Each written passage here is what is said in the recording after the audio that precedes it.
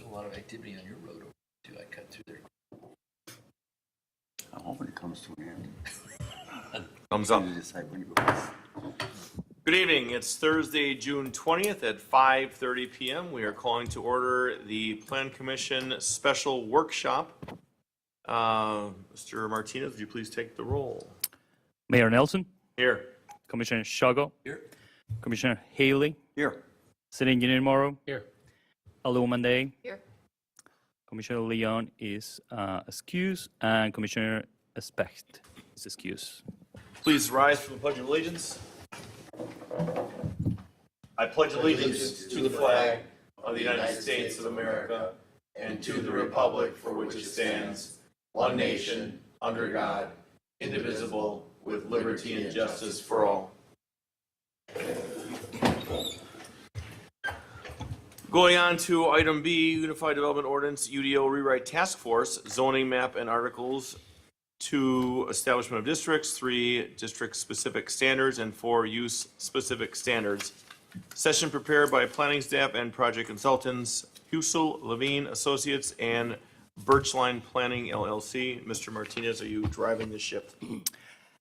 Thank you. Good evening.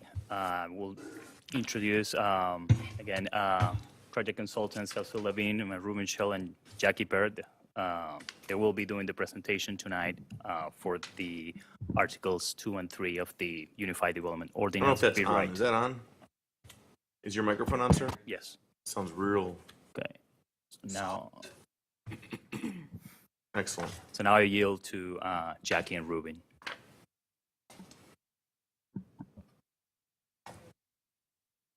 Yeah, it's gonna. Okay. I think is this on? Yeah, just pull. You can just pull the whole thing close to you. Be great. Thank. There it is. All right. Well, thank you, Plan Commission members. Thank you, staff, for having us here this evening. We're glad to be back for the next session to cover the draft of Articles 2 and 3 of the UDO. So the purpose of tonight's meeting is really to summarize the major changes to the draft of Articles 2 and 3 from the existing UDO, and to get your all thoughts on the changes and to hear any feedback or updates that you think we should consider moving forward.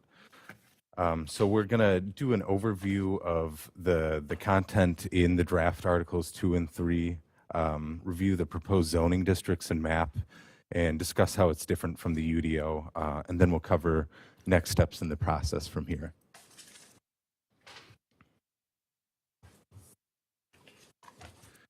So getting into Articles in 2 and 3, really some of the intended outcomes that we have for these articles is to simplify the zoning map without substantially affecting how property can be used and developed in the city.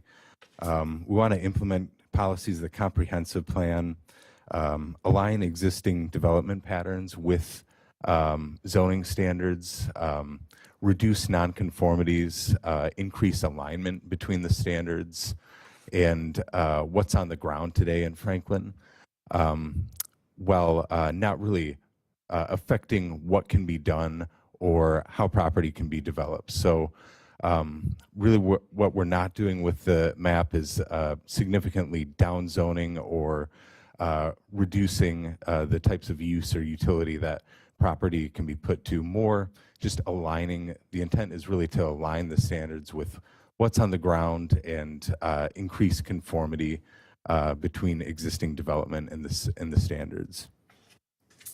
So the city has 12 different residential districts and 18 business districts in its UDO today. Going back to what we heard at the beginning of the process is there was some interest in really streamlining some of the districts, eliminating some of the districts that don't apply to a lot of properties or that could be replaced with more objective standards in the UDO. Some other things related to Articles 2 and 3. We know that we heard that there's a lot of special uses in the UDO that have to go through an extended permitting process currently, and that the city wanted to find a way to streamline those a bit more. So referencing the comprehensive plan, it has some policies related to the drafts of Articles 2 and 3. The comprehensive plan directly recommends replacing the SIC classification that's used to sort of classify different uses and development types in there with more modernized types of uses. It recommends revising regulations regarding lot coverage, updating the zoning to address wind energy systems and solar panels, rezoning all parks to the P1 district, and eliminating the C1 district as that exists on the map but not in the UDO text. So we had these in mind going into drafts of Articles 2 and 3. Another couple considerations we heard towards the beginning of the process, there's the R1E district that only applies to one parcel in the city.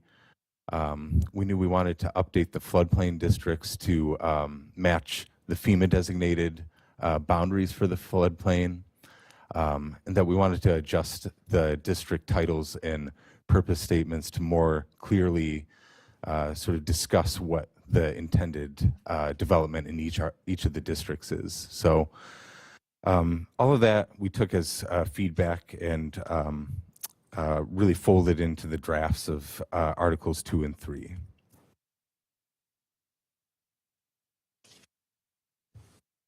So looking at the zoning map, we have this up on the screen here that shows parcels that really, in our view, are to be rezoned here. So it's 2,786 of the city's 13,215 parcels, so about 21% of the total.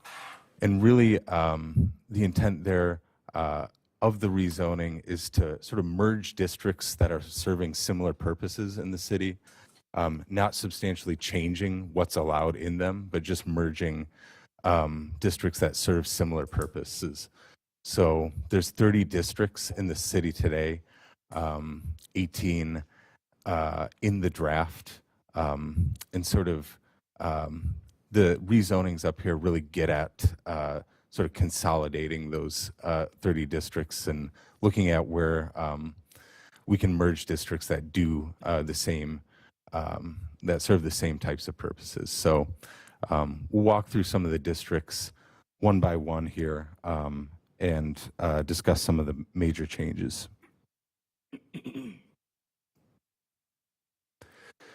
So the residential zoning districts in the proposed map are up on the screen here. There's 5 of them in the draft now. There's much more in the current UDO, but 5 in the draft here. The RC district, this basically equates to the RC1 that is in the UDO today. The RSE district that equates to R3 in the UDO today. The RSR suburban estate residential district, that's the equivalent of R6 in the UDO today. RM is really the same as RM, that's residential multifamily, that's really the same as R8 in the current UDO. And then the RV, that's village residential, the same as the VR in the UDO today. So we'll go through and look at some of the districts in a little bit more detail here.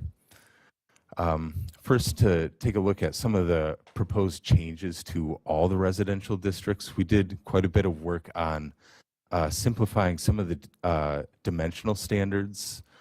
So things like you see up on the screen here, open space ratio, maximum gross density, living area per dwelling unit, height standards that depend both on height in feet and height in terms of floors.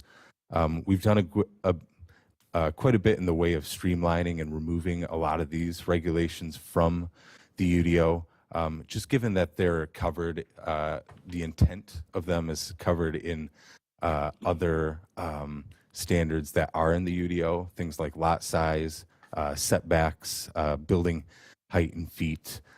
So really again, getting at streamlining the standards, making them simpler for applicants and staff to understand, but not substantially changing what can be done.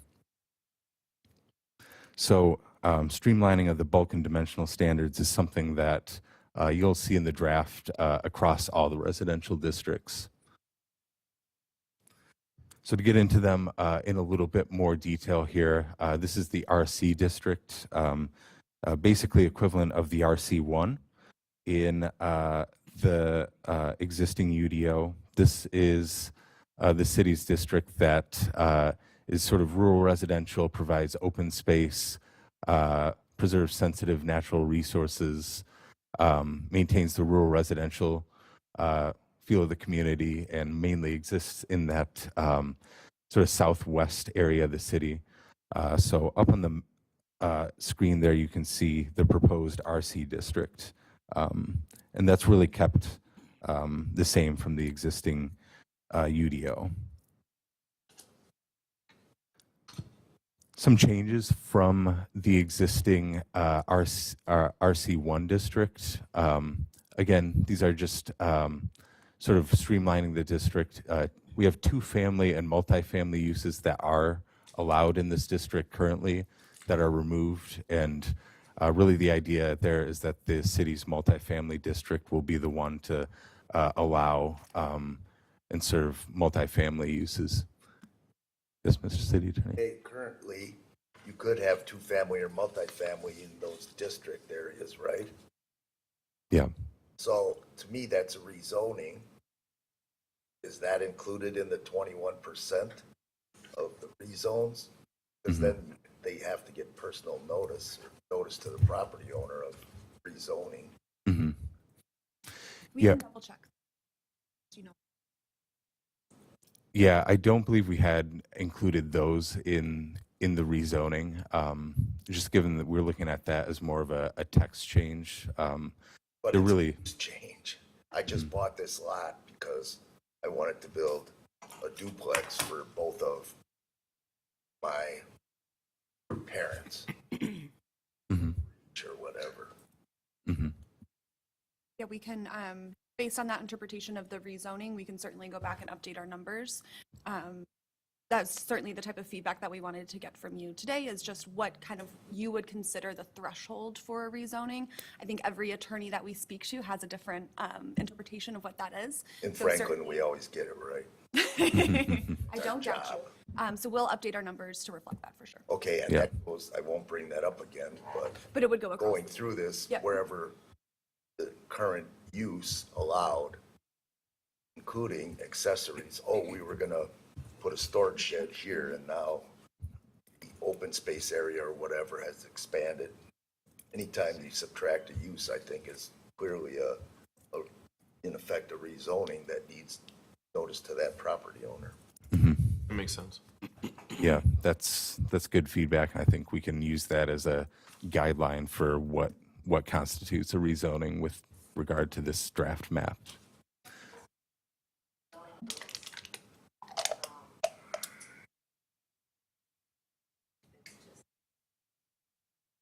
So normally, good evening, Debbie. Gaina, representing. So normally we're not like right now with citizen comment part. So I know this is part of the plan, the UDO. So if there's going to be questions, if they're a brief question, if we're okay with it, because we have an hour here now. So if it's something like Debbie brought up, or Dana, something quick that can be answered, if it's longer, then we're going to have staff respond. Use the microphone. Right, and if we have to go through a whole, I know what council's about to say, since we don't have citizen comment period, but Counselor, go ahead. This UDO update process will have a substantial number of time down the road a bit for citizen discussion, comments, Absolutely. meetings. Definitely. So, But if it's so if there's something quick, but if not, just let them do their thing. Hi, Marion. Hi. There are accessory dwelling unit use specifics included on the draft that's on the website. So you can take a look at that, get better understanding of what we're. Miriam. Since we're making a round of introductions, Commissioner Amy Seraphim from the Environmental Commission is here. She's a member of the task force. So, Good evening, welcome. so she, Thank you for doing that. Yep. Thank you, Marion, for that. Excellent.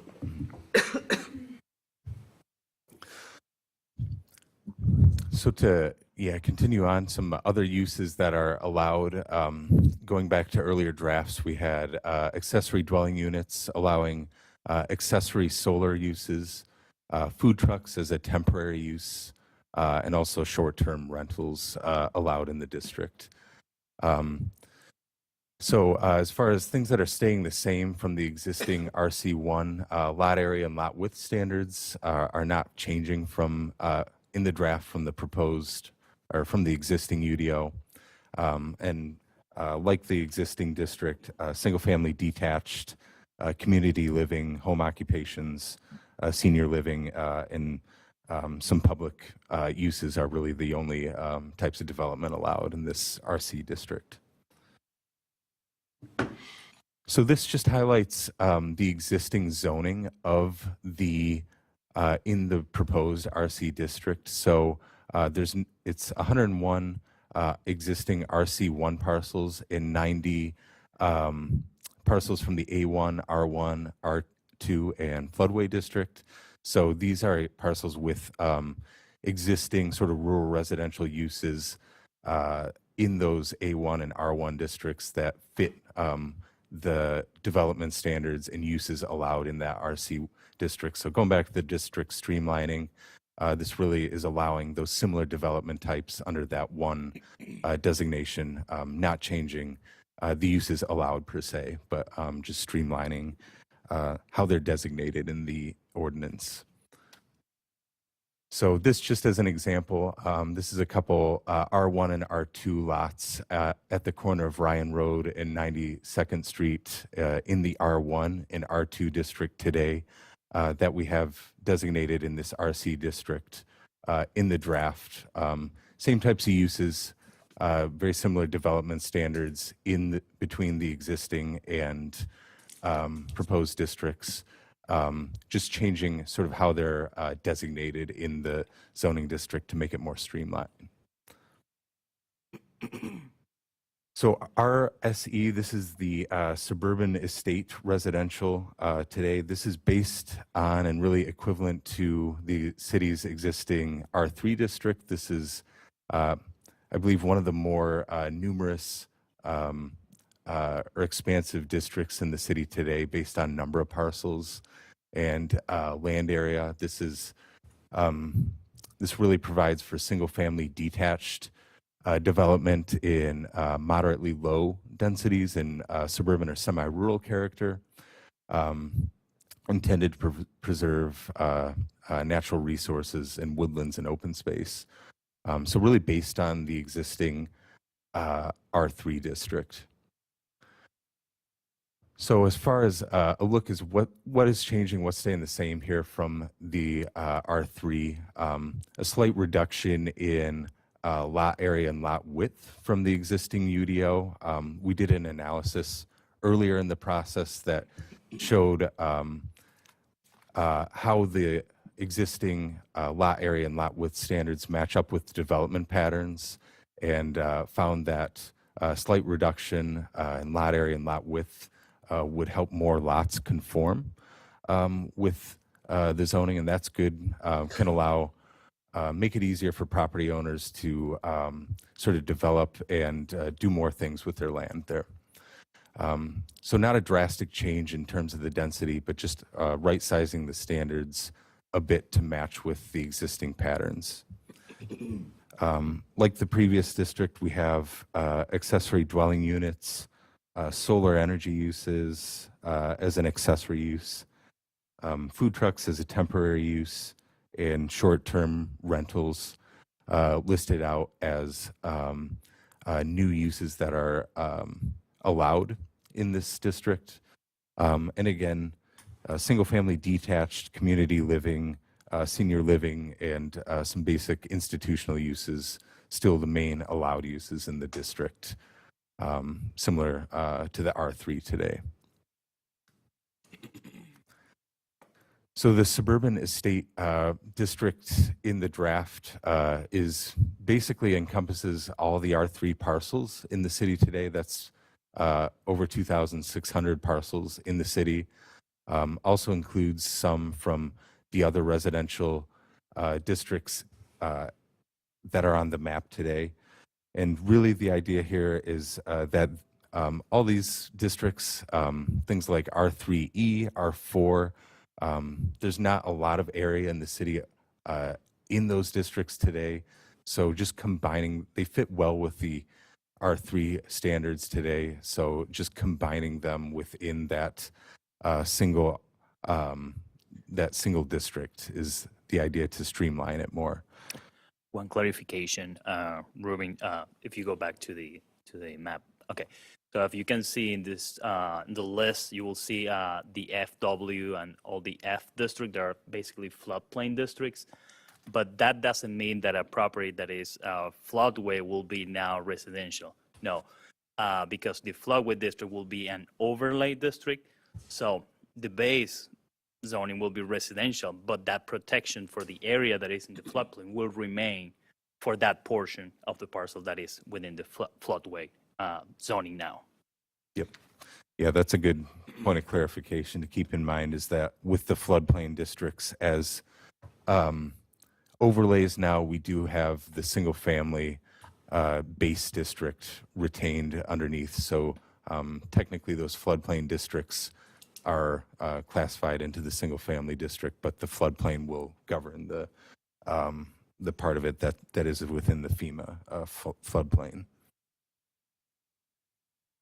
So just an example of some of the consolidation here up on the screen. This is an R3E neighborhood north of West Drexel Avenue and west of Loomis Road. This is really the only substantial chunk of R3E in the city today. So in the proposed map, this is just going into the R3 district. The uses and development standards are from a practical standpoint, the same here. So just really redesignating them in the RSE district in the draft is sort of the intent there.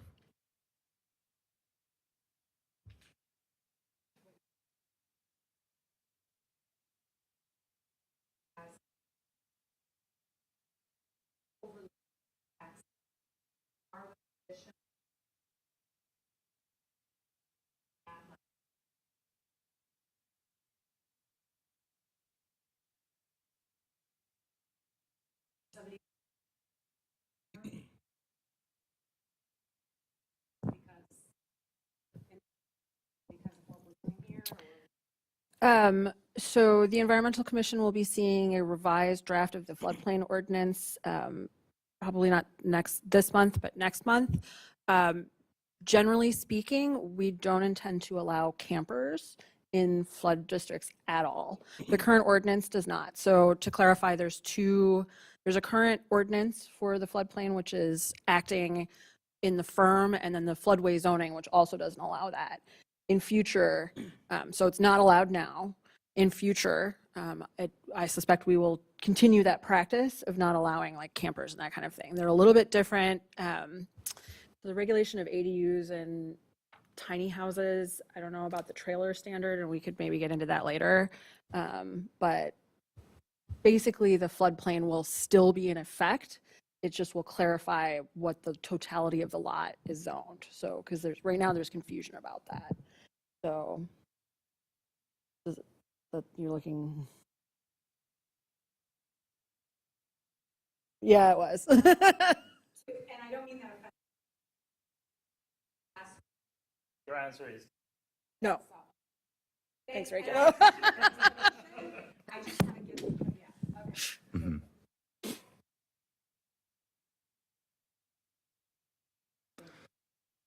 Mhm. So moving on down, the RMF residential multifamily district, this is equivalent to the R8 multiple family residence district in the UDO today. The intent here is just to allow multifamily and single family attached development, things like duplexes, townhomes and row houses together within one single district. So to accommodate sort of a flexible mix of scales and accommodate some different housing needs in there. So really based on the existing R8 district, we've made some tweaks in the draft to the dimensional standards. Going back to some of the feedback up front, we know it's difficult to develop multifamily. It's designated as a special use currently and has to go through the PUD process often. So streamlining the lot area standards, there's a whole acre required for multifamily currently. So bringing that down to 12,000 square feet to allow a little greater range of format. We have a new lot area per dwelling unit standard in the draft that applies to dwelling units above a certain threshold. So as density increases, as the number of dwelling units increases, the lot area also has to increase. So that's a common sort of control on density there. Let's see, other new uses allowed in the district. Duplexes, townhomes, and multifamily are now a by right use. So that would go through under a more streamlined process. Again, accessory dwelling units, solar energy, food trucks, and short-term rentals are now all addressed. And other uses that are allowed in the district, the R8 today, things like home occupations, senior living, community living, and some basic institutional uses like educational facilities still allowed. So this is up on the screen here, the existing zoning of parcels in the multifamily district here. There's 95 R8 parcels and 262 parcels from some of these other districts, mostly R7. They're sort of folding, the R7 is the city's existing single family attached districts. So really folding those two together and combining them under this new RMF district is the idea there. And just to give an example here, this is some multifamily and single family attached that exists along West Forest Home and South 88th Street here, I believe here. So allowing these within the consolidated multifamily district, R7 and R8 really exist right next door to one another today. Allowing them within the consolidated district is the idea here.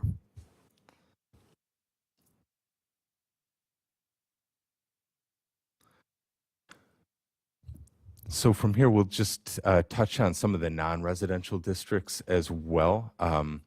There are 8 of them, really primarily up on the screen here. The neighborhood business district, this is based on the existing B1. The general business district, BG, that's based on the existing B2.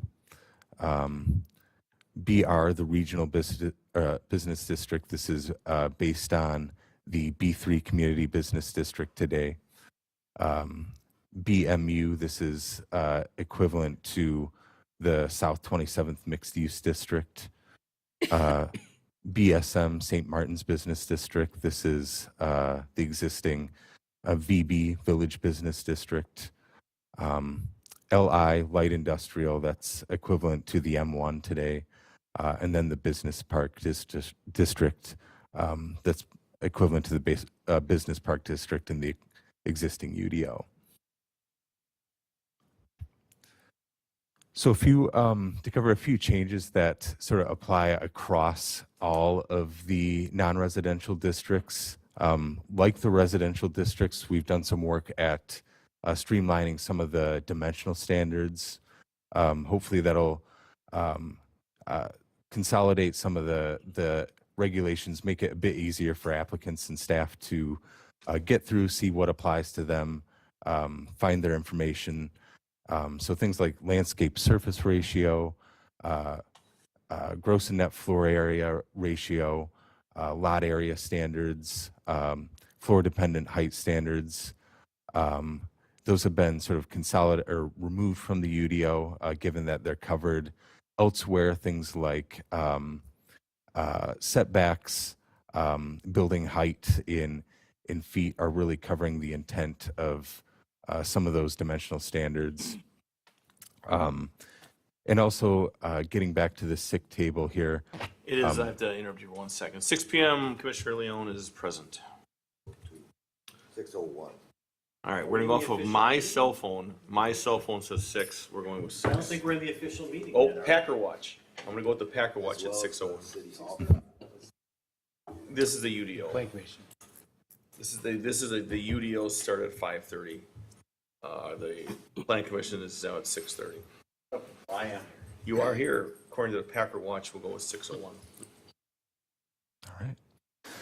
And then getting back to the sick table, consolidating and making that list of uses really a lot more condensed and easy to understand. So up on the screen there's a lot of really highly specific uses called out in the UDO, things like bakery products, beverage sale, leather and gloves sale.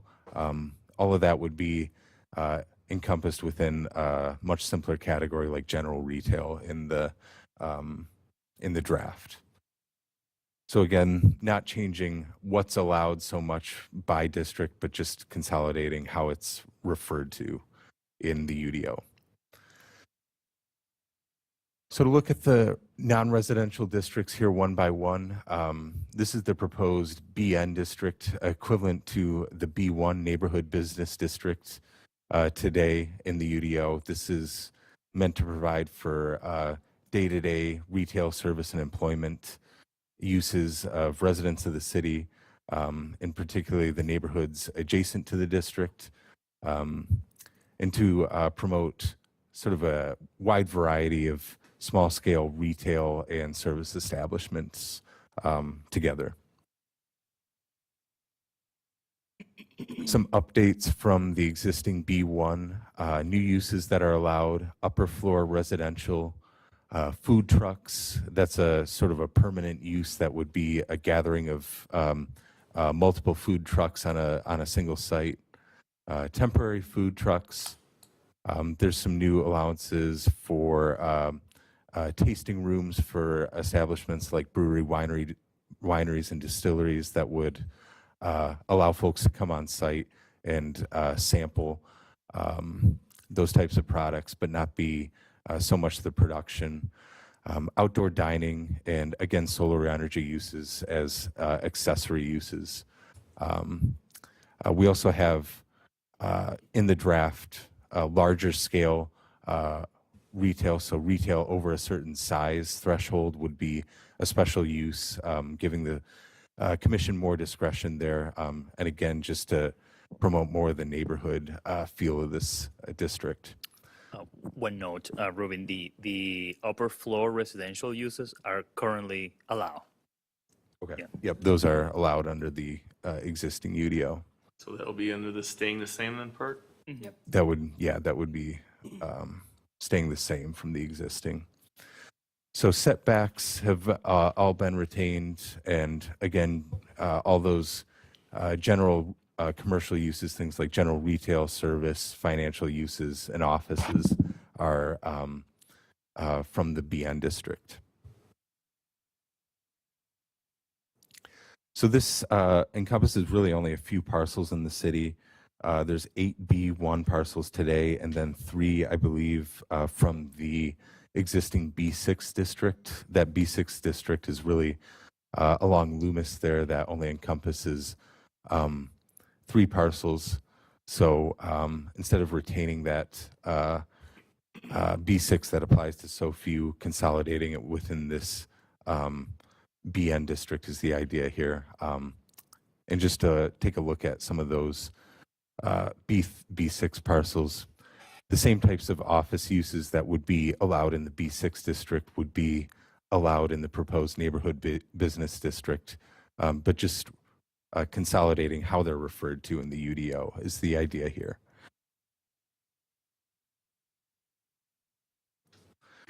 So moving down, this is the regional business district, the BR district. This is based on the existing B3 community district, community business district in the existing UDO.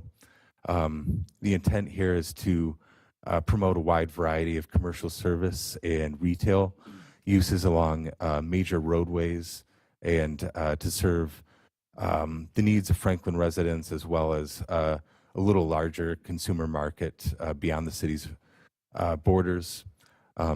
Again, a wide variety of commercial retail service and office uses would be allowed under this district. It applies a little more generally to the city's corridors and to a larger number of parcels here. So again, upper floor residential uses would be allowed. In the draft, we have food truck courts included, food trucks as a temporary use included, tasting rooms for breweries, wineries, and distilleries would be allowed, as well as microbreweries, micro wineries, and micro distilleries are called out specifically. Also, outdoor dining as an accessory use and solar energy as an accessory use are allowed more explicitly within this district.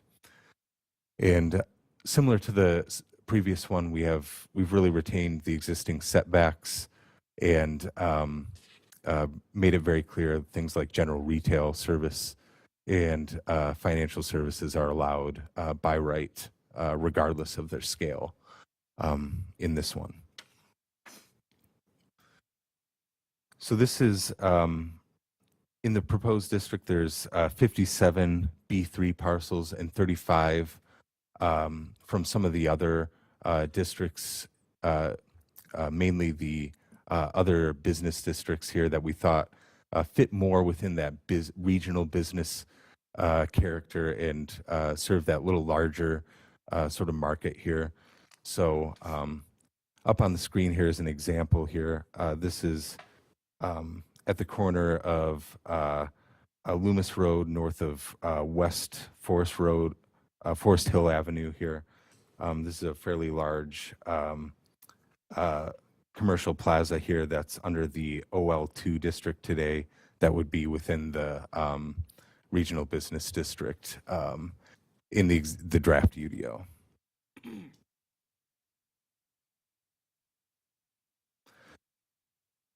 So moving further down, the proposed BMU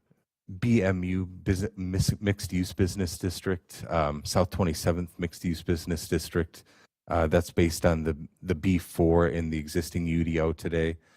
This really applies along South 27th Street in the city. Actually, it's like an out of the screen, so it's that when Mary is walking out. So yeah. Yep. Over on the far right there.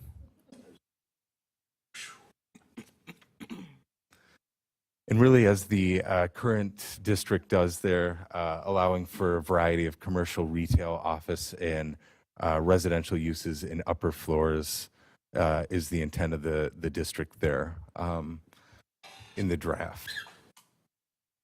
So some changes from the existing, allowing an increase in building height or sort of an exemption from setbacks, allowing for that to be approved in exchange for affordable housing is in the draft here. Going back to the feedback, we heard towards the beginning of the process, this is an area with some transit service there. So we heard that there was some desire at looking at providing some more affordable housing options there and attainable housing options relative to incomes in the area there. So that would be able to be approved under the draft district. Again, upper floor residential uses very clearly allowed, as well as some of the uses we touched on earlier, things like food truck courts, microbreweries, wineries, and distilleries, those types of uses. We've retained a lot of the setbacks and dimensional standards from the existing today and clearly delineated all those general commercial categories, things like retail, service, and office as allowed under the BMU district. Mr. City Attorney. With regard to these statements of uses allowed by right, what does that mean? That is just approval of a site plan. Doesn't need to go through the special use process. So it doesn't pertain to what's there, developed currently, that makes it legal non-conforming? I think we're referring to new uses coming in. Many of them today would require the approval of a special permit. Instead, we're proposing that and go through a site plan process, just get things going a little bit more quickly. In terms of existing development that's on the ground, if use for some reason no longer complies with the uses that are proposed, that really should not be, there shouldn't be any instances of that. We're really trying to avoid that altogether. There would be the nonconformities chapter towards the end of the year that would detail, of course, what you can and can't do when you have to start complying. Right, that would be a rezone. But all the allowed by right means, from what I'm hearing, is that it is under the redraft UDO a permitted use. Correct. Yep. Yes. Okay, so probably restate that permitted use because Okay. by The right, terminology by right is confusing. yeah, it sounds akin Yeah. to legal non-conforming. Yeah, it would just be allowed under an administrative site plan review process. So still, yeah, still permitted. So just to go over the district's geography here in a little more detail, this is basically everything in the B4 today, what this district is based on, as well as some from the B2 and B7 districts that apply along South 27th Street, just consolidating those within this new BMU district here. So really this is the Ascension Hospital, redesignating this from the B7 district. This is, I think, the only or one of the only B7 parcels in the city today. So this would be in the new South 27th mixed use district. All of the site and its use would still continue to conform under this new district. So again, just allowing it in more of a streamlined format, changing how it's designated in the UDO, but the use and development patterns on the site would still conform.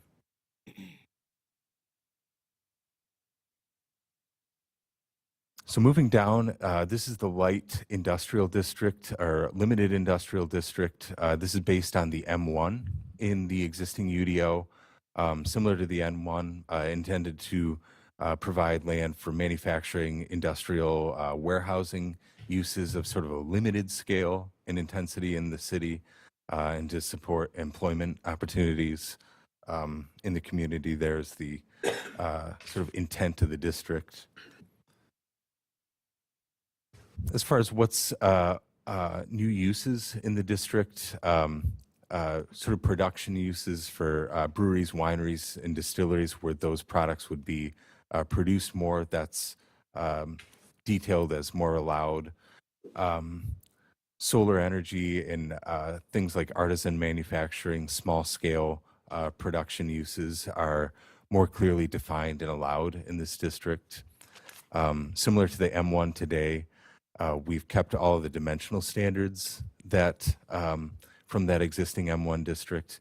and retained all of the current allowances for general manufacturing, distribution, warehousing. Those are a little more clearly allowed and delineated.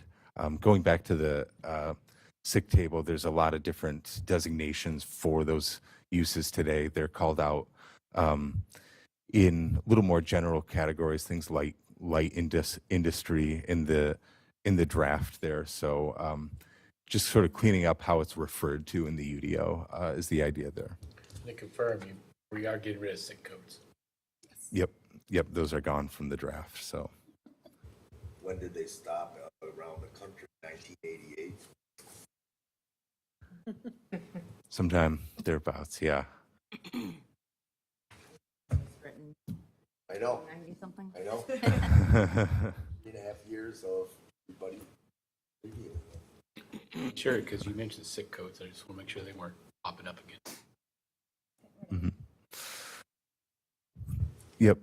So this is 106 parcels from the existing M1 district, and then 9 parcels from these other districts up on the screen here, primarily the M2. And yeah, the idea here is just to consolidate the M1 and M2 districts together under this light industrial designation. There isn't a lot of what we would call heavy industry in the city today. So combining the M1 parcels into this more general light industrial district is the idea here.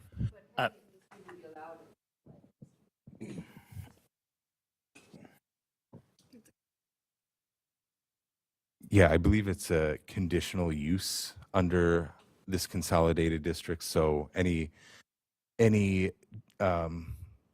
industrial use with like substantial offsite impacts would have to come before Plan Commission for a special.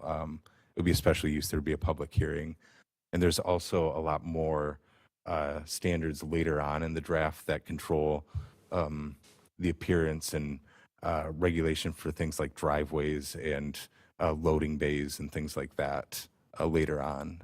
So there's objective standards later on in the draft that would sort of help mitigate some of the offsite impacts there. Just a side note with regards to the zoning map, later in the process, we will run like a check for recent rezonings because, for example, if we see here,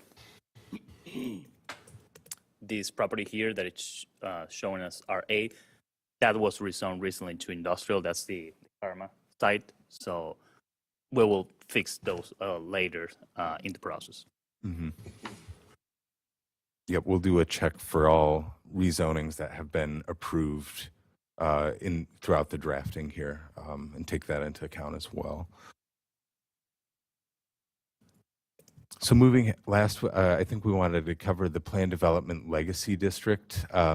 This really encompasses all the existing PDD districts that exist in the city today and would allow all of those approved plan developments to continue under their existing regulations.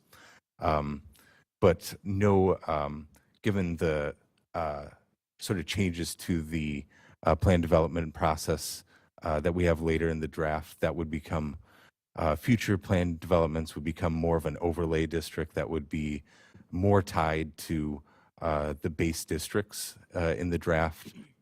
This would be designed to allow all the previously approved plan development parcels to continue as approved. But given that no new land would be designated in the Plan Development Legacy District moving forward. So this is really meant to capture all the existing PDD parcels and parcels that are split between plan development and another district there up on the screen.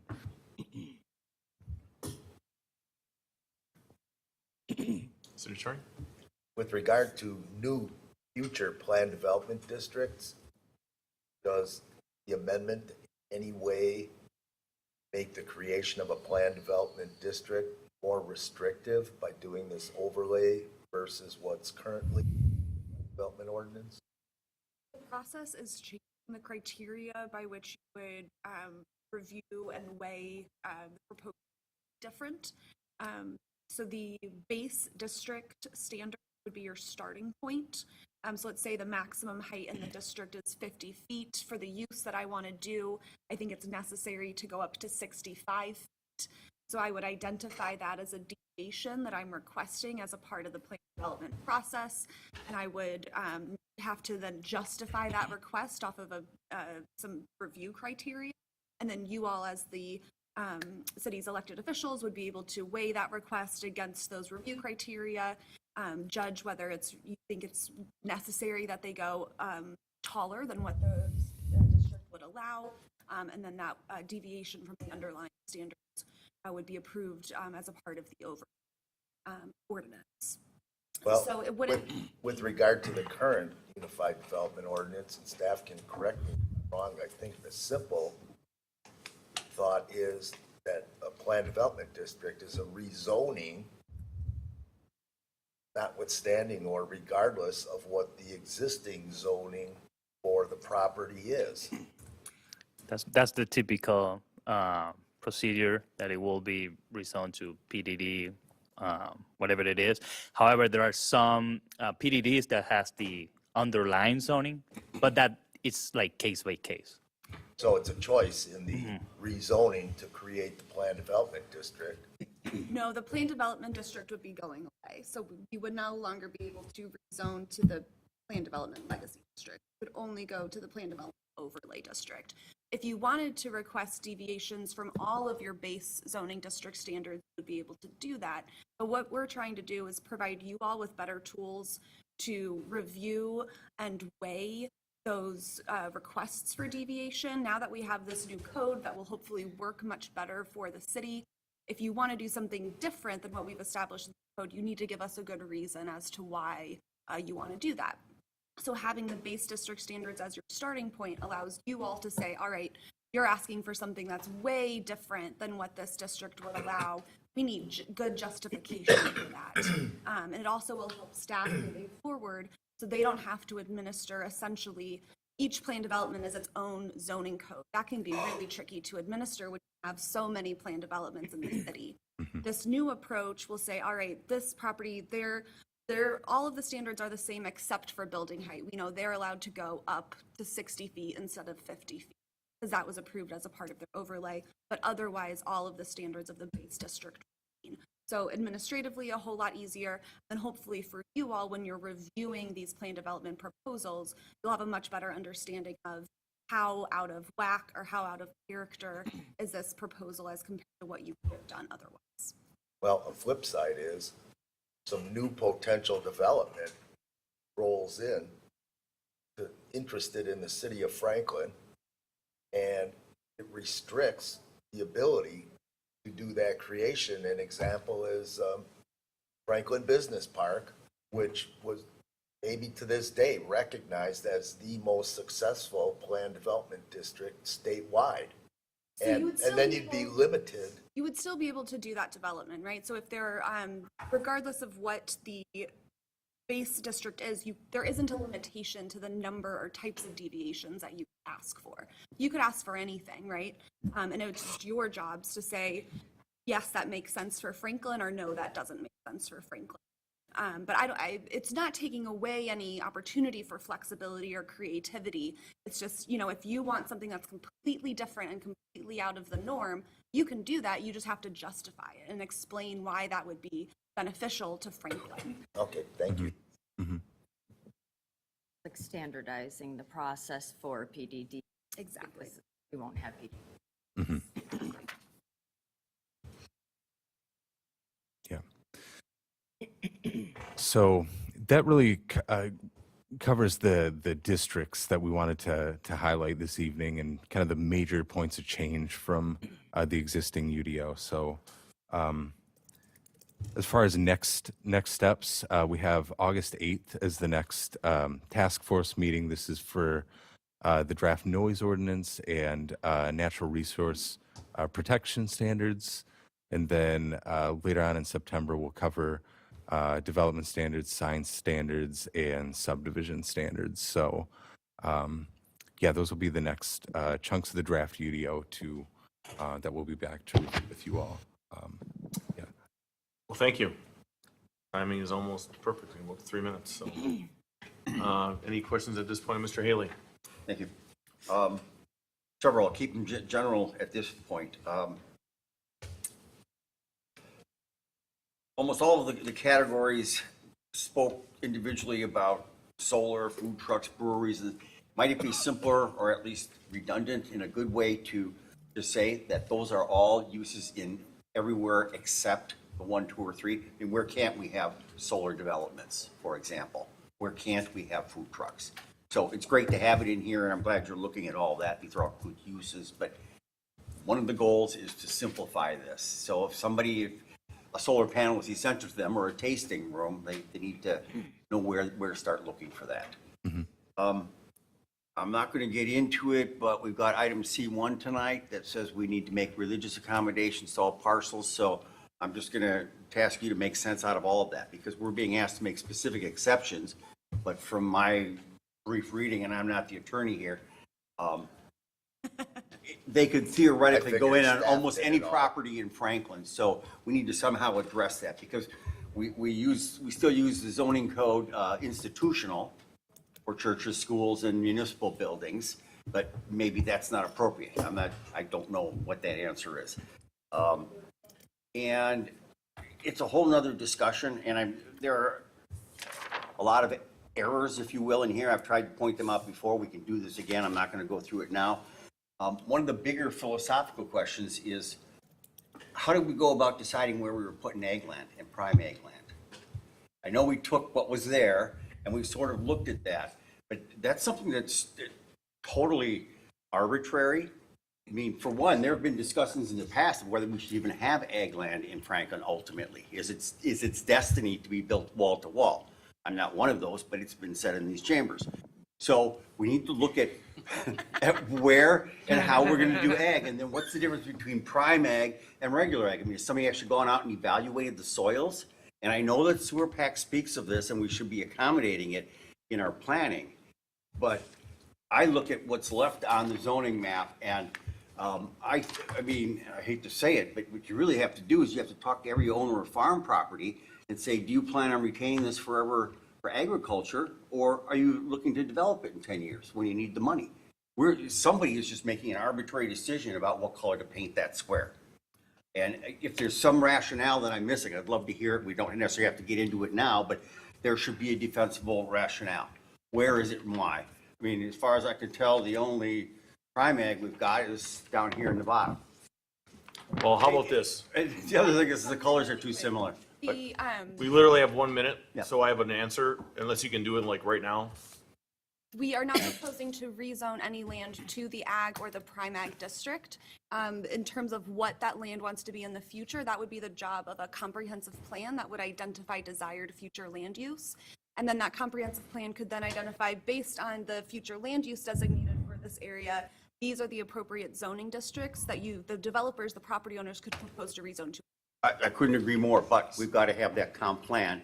And are we, where Separate is it project. now? Well, where is it now? Because we're about to rezone all these properties that are potentially a difficult and lengthy process. Let's get them right, is all I'm saying. I mean, I can identify 10 parcels on here that are inconsistent with what we're approving, so. So what I would They're out ask, there. what I would ask members of the commission are to email or communicate directly with Regulo and Marion. They can then formulate all these questions, get them over to the group, and the group can then bring them back with answers August 8th. It'll be nice and hot out. Mr. City Attorney, before we adjourn, go ahead. And on any such communications, do not include other plan commission members. So plan commission members, just to Regulo, not to everybody, one person.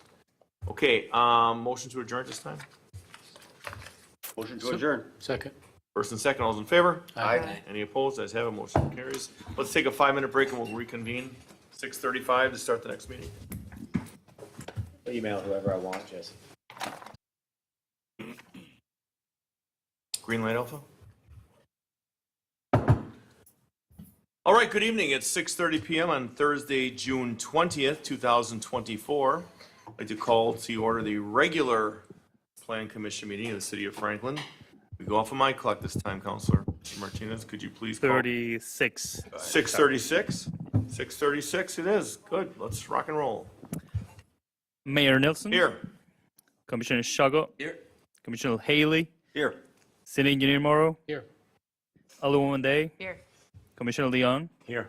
Commissioner Speck is excused. Can you please rise for the Pledge of Allegiance? I pledge allegiance to the flag of the United States of America and to the republic for which it stands, one nation, under God, indivisible, with liberty and justice for all. Excellent. Approval of the regular meeting minutes from June 6, 2024. Is there a motion? Move to approve? Second? We have a first and a second. Any further discussion? Seeing none, all those in favor? Aye. Any opposed? Ayes have it, motion carries. What's that? Oh. C, public hearing business matters. Luke, would you like to take it from here? Good evening, members. This is a application by City Development staff for a UDO text amendment to comply with the religious Land Use and Institutionalized Persons Act, which is a federal law. This was introduced by House of Levine during their initial analysis of the UDO when we started this UDO rewrite process. So this is to come into compliance before we adopt the new ordinance. So this RLUPA, which is what I call it, has a couple of things to regulate land use, religious land use. They state that you have to treat houses of worship as favorably as non-religious assemblies. So, for example, you'll see that civic and social associations, SIC code 8641, is permitted currently in the B4 district, but it is not permitted for religious organizations. Our code 8661, as well as our not classified use, church or other place of worship, which actually isn't permitted in any district within the city of Franklin. So this is the intent to change some of these uses to permitted and special to match the non-religious assemblies. So here are the proposed changes. It might be hard to see in red. I'm colorblind, so it's hard for me. So for the two that apply here is religious organizations, SIC code 8661, and not classified church or other place of worship. They will change to permitted in the B4 CC district for religious organizations and permitted for the B4 CC and institutional I1 district for church or other place of worship.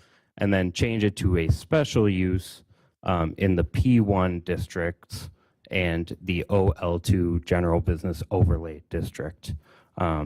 The reason that the P1 district is special use is because down there at the bottom, you see assembly places indoor for more than 100 persons is currently a special use in the park district.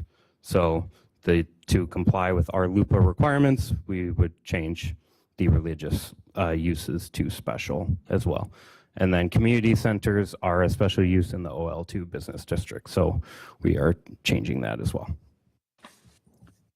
Just additional information, the UDO rewrite will comply with the RLUPA, the federal law, but since our current UDO is not in compliance with RLUPA, then staff took the initiative to make this update to achieve compliance sooner rather than later. And we recommend approval. Okay, would you like to read the notice, please? Yes.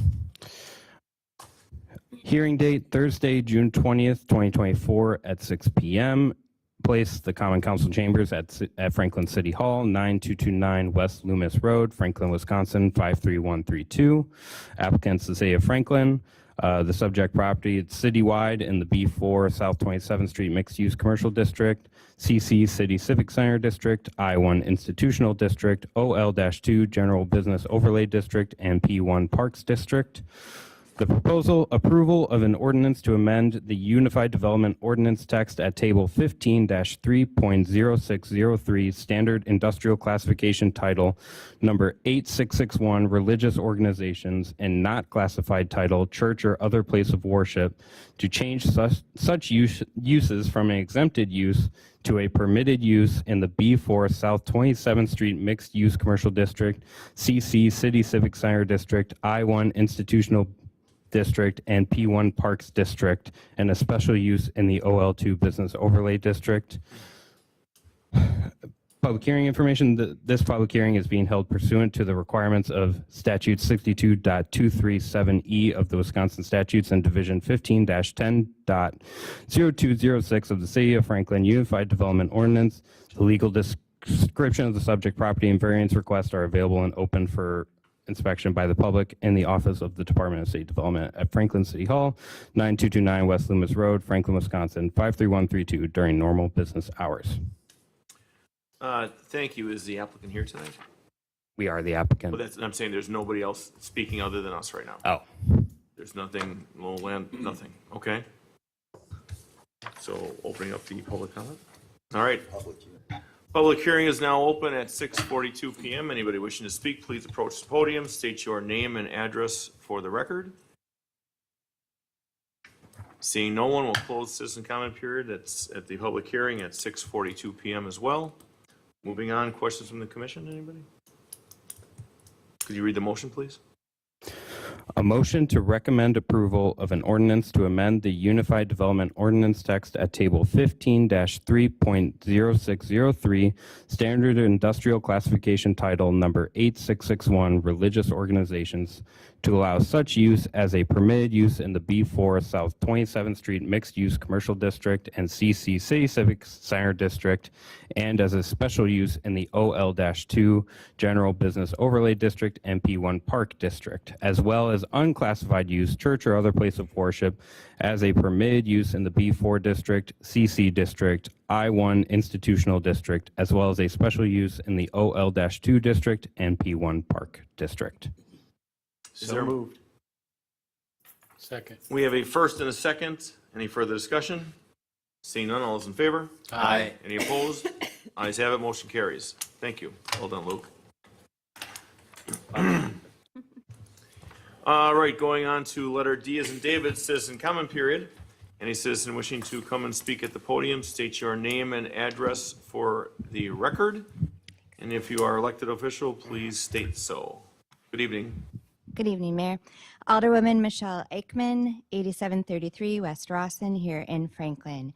I just wanted to make a comment on the item agenda for E1 for the Conservancy for Healing and Heritage. I think that this additional building is absolutely wonderful for the site. This is one of my favorite places in the entire city of Franklin, and within my district, District 2, I call it the gem of our district. It's a wonderful place. I can't speak highly enough about it. For those that haven't been there, please take the time, even 5 minutes to walk around. It's so tranquil, breathtaking. I just can't say enough.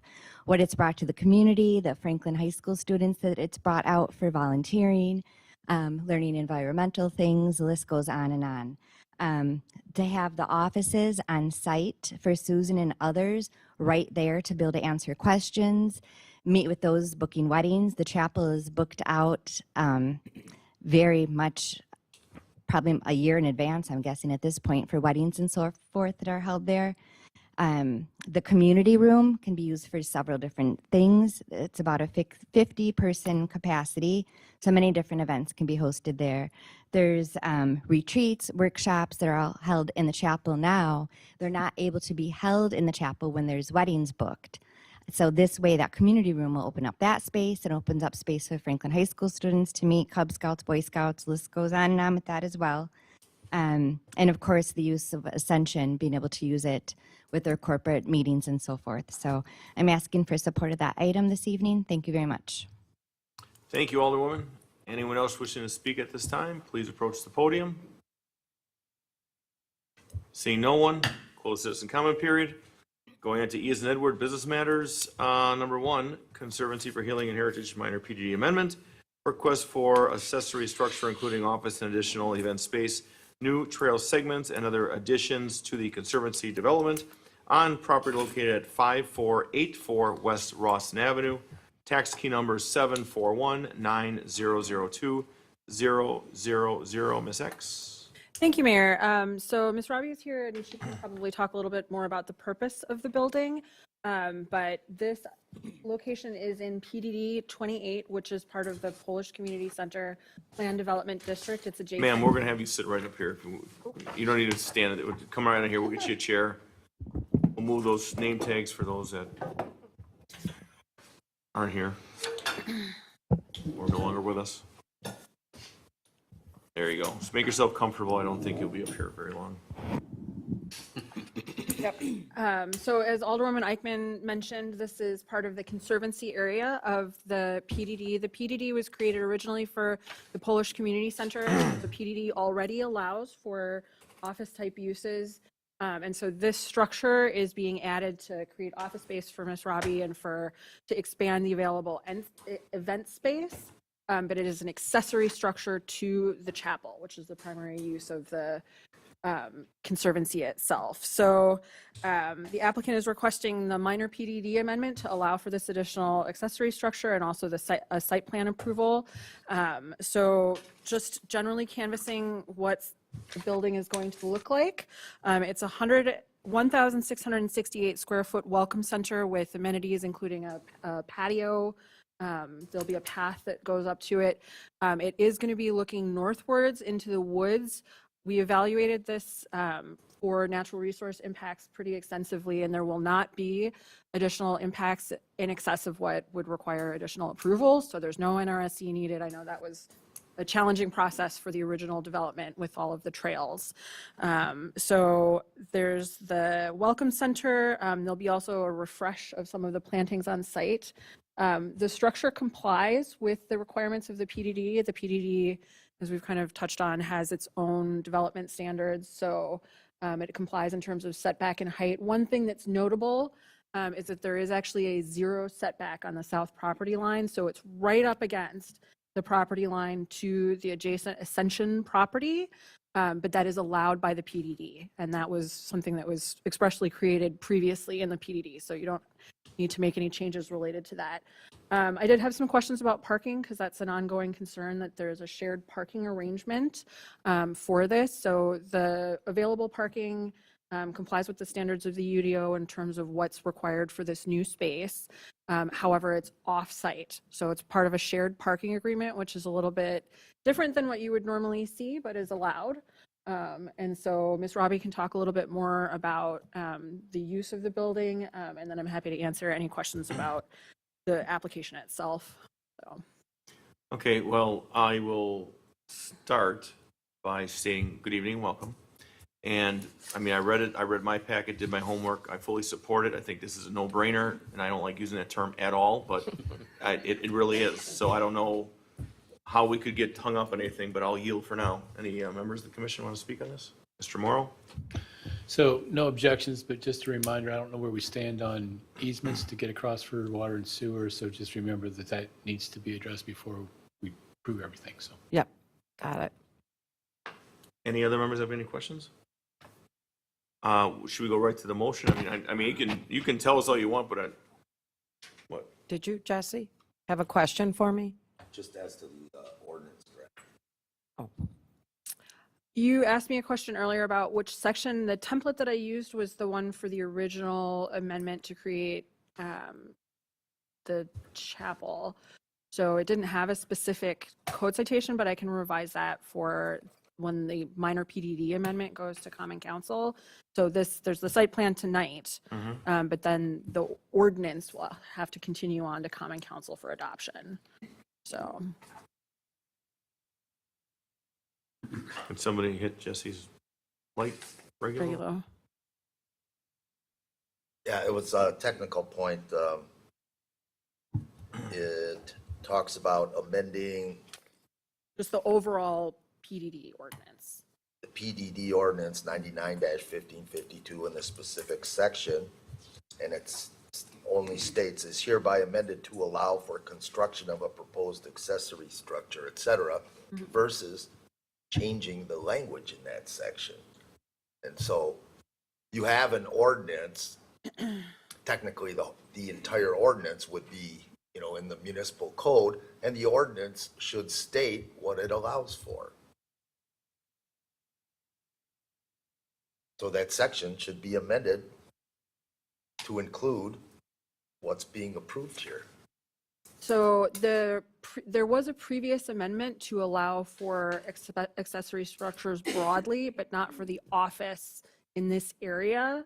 So I'll draft language that's a little bit more precise about that. But I think we could make it part of a motion tonight Sure. to work with the city attorney to draft more precise language about the office use in that area. Right, and then send me a copy of that provision or page from the PDD because it wasn't included. Okay. It's the two offices are a quarter. For the record, you just state your of name maybe- and business oh, address Sorry, Susan Robbie with the Conservancy. and the for address. Healing and Business Heritage. address, please. Well, we're PO Box 320305, Franklin. Yeah. Thank you. So I'm trying to understand too. So the building is just two offices, but the majority, it doesn't matter because it's No. common space or I'm keeping community it space? simple. Here's your Okay. PDD ordinance. Yeah, And now you got a second ordinance that's saying, okay, this section in this PDD ordinance is being amended to allow for this. It's not amending that section to specifically state shall, in addition to what's there, allow for this. okay. Got it. Thank you. Could you please then read the motion, Mary? So this first requires a motion from the commission to determine that the proposed amendment is a minor amendment. So moved. Second. First and a second, all those in favor? Aye. Any opposed? Ayes have it, motion carries. A motion to recommend approval of the ordinance to amend UDO 15-30433, Plan Development District 28, Polish Festivals, Inc., Polish Community Center, to allow for a welcome center and changes to the healing garden and nature trails at the Conservancy for Healing and Heritage. Susan Robbie, CEO and Executive Director, applicant, 6941 South 68th Street. So But moved. we're always going to add the attorney part to this? With, With- with technical corrections in collaboration with the city attorney to clarify the minor PDD amendment language. Perfect. Does that sound good? Yes. So moved. Second. First and a second by Alderwoman Day. All those in favor? Aye. Any opposed? Ayes have it, motion carries. Thank you. Okay, and then a motion to adopt the resolution approving a site plan amendment for a welcome center accessory structure and related improvements to the Conservancy for Healing and Heritage. Susan Robbie, CEO and Executive Director, applicant, 6941 South 68th Street. So moved. Second. First and a second by Commissioner Haley. All those in favor? Aye. Aye. Any opposed? Ayes have it, motion carries. Thank you. Thank you. Thank you. All right. Number 2, Department of Public Works Site Plan Amendment. Request for approval of a site plan amendment to allow for development of a building addition for storage on property located at 7979 West Ryan Road, tax key number 896-9990-001. Thank you, Mayor. So Marion?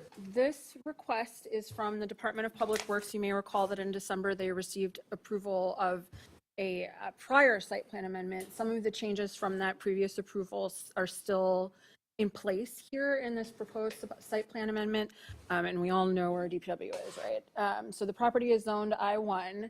The previous approval was for an accessory structure to allow for additional storage on site. And the city engineer can talk a little bit more about the purposes for that, but this new request, due to some complications with this proposal, the new request is to add an addition to the rear of the existing building, The south end? to the south end of the existing building, facing away from Ryan Road, basically for the same purpose. So the property is zoned I-1 institutional, and that site plan amendment was previously approved, so this is essentially superseding it. The structure will be 12,800 square feet, and then there will also be a 1,681 square foot exterior lean-to on the east wall of the expansion to provide some sort of outdoor covered storage. So the development meets all the requirements of the district. And also there was a question about natural resources on the site. We've worked with the city forester, so we didn't require a complete natural resource protection plan, but instead received information about it without that overall drawing. Because of some of the circumstances of this, those drawings are challenging to produce. So between the city forester and the wetland delineation, we've concluded that there's not a need for any additional review of natural resources, but there will be mitigation and restoration required for trees. So the city forester has a proposed plan for that, which was included in your packet. And they will include that information in future landscape plans. So basically they took out some trees that have to be replaced. So I'm also happy to answer. I have the previous site plan approval here if you want to canvass any questions about.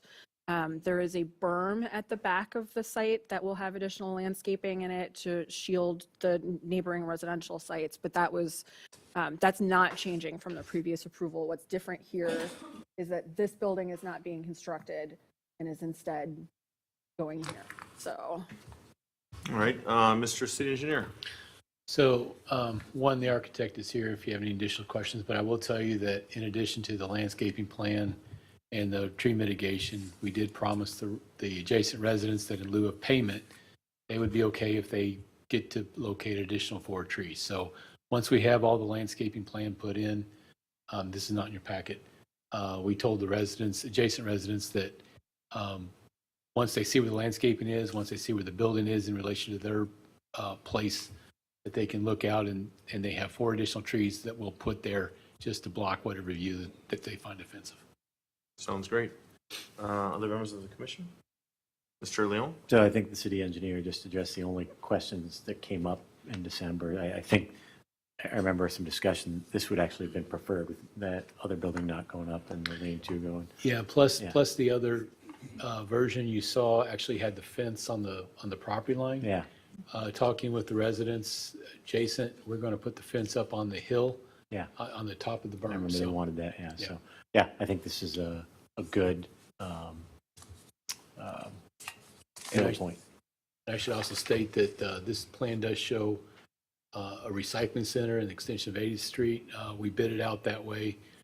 This will go to Common Council without the staff recommendation to do so, but that is part of the project plan.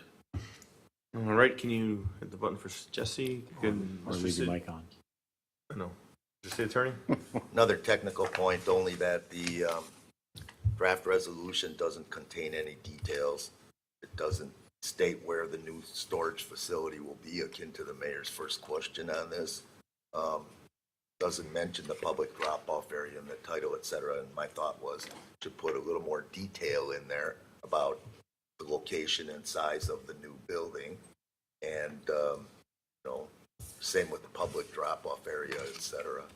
I'm happy to amend the resolution in that way. However, all site plan resolutions include reference to the drawings. And so that complete information is what we as planners review when we're evaluating building permits, and it has a significantly greater level of detail. So while I can see the value of including it in the resolution, the drawing is what would be the controlling document in terms of how the project is reviewed. So I think I'm happy to add that language, but I don't believe that it's necessary. City Engineer, City Attorney. I understand that it always refers to the plans. This one refers to a site plan amendment dated such and such, as opposed to the site plan, which means a plan. So, the amendment is the actual resolution. And there was more, I looked back through site plan amendments, and there's more detail in the whereas provisions, et cetera, et cetera. stating, okay, here's what it is where generally.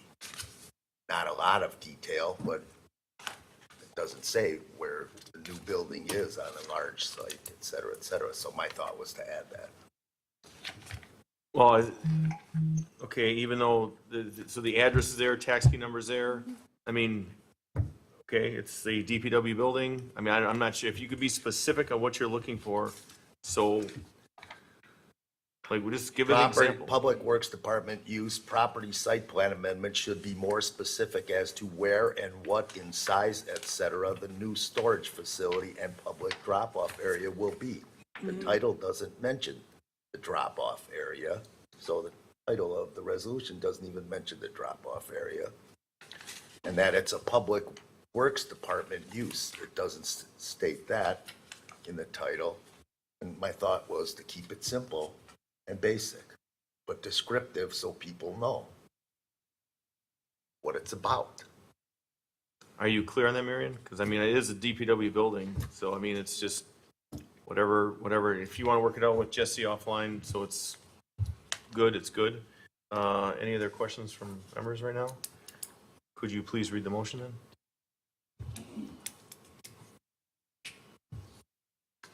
Akin to the last motion, pretty sure, Yep. you know, technical. Sorry, give me 1 second, please.